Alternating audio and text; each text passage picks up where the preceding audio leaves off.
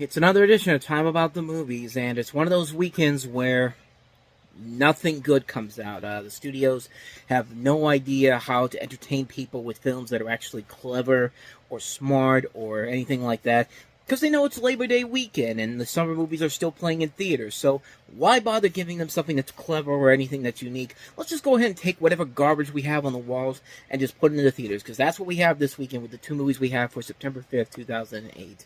And, yeah, so this is going to be not one of those fun weeks in general, but we got to pull through. So let's just get right to it. Let's start with the biggest of the two new releases this weekend. That is Nicolas Cage in Bangkok Dangerous.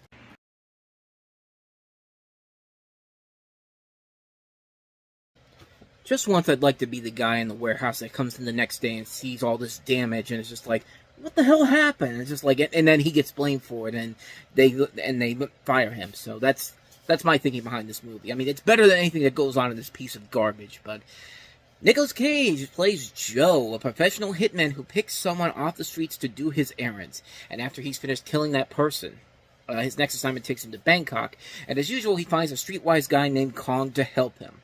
After Kong has a close call and learns who Joe is, Kong asks him to train him, and he does. So it's a hitman version of the Karate Kid, I guess. Let me continue on here. Joe also meets a local girl who is deaf and spends time with her, but he has a hard time keeping his other life from her. It also appears that the person who hired Joe has broken his rule of complete anonymity and tries to find him. I mean, at this point, there's not really much more you could say about this one that has already been said already. It's a terrible movie. This is a remake of a film done by these same directors, the Pang brothers, but this is their first film they did after the other bad movie they did, The Messengers.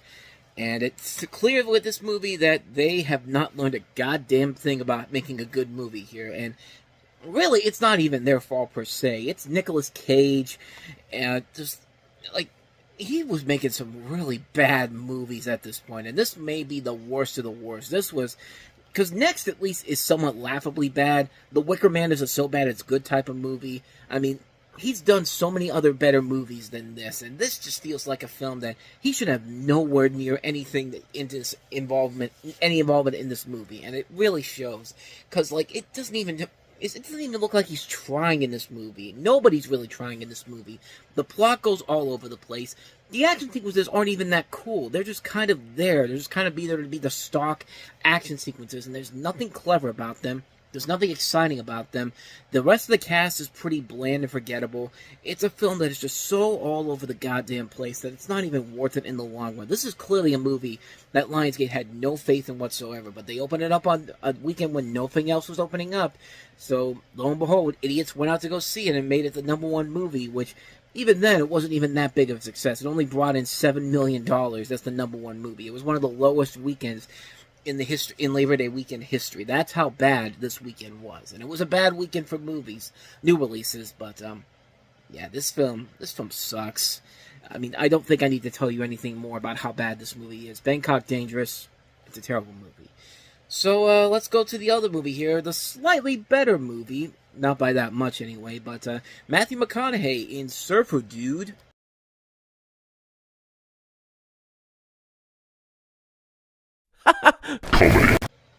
Yeah, that's literally the crux of the comedy in this movie. Just stuff like that. And that should give you an indication of how the quality of the movie is. You have Matthew McConaughey starring as a soul-searching surfer who experiences an existential crisis when no waves come for over a month. When the waves are not arriving, producers are trying to get him to join a reality show. He refuses joining the show because his main focus is surfing, and he keeps searching for the waves along the coast of California. The waves end up coming back a month later.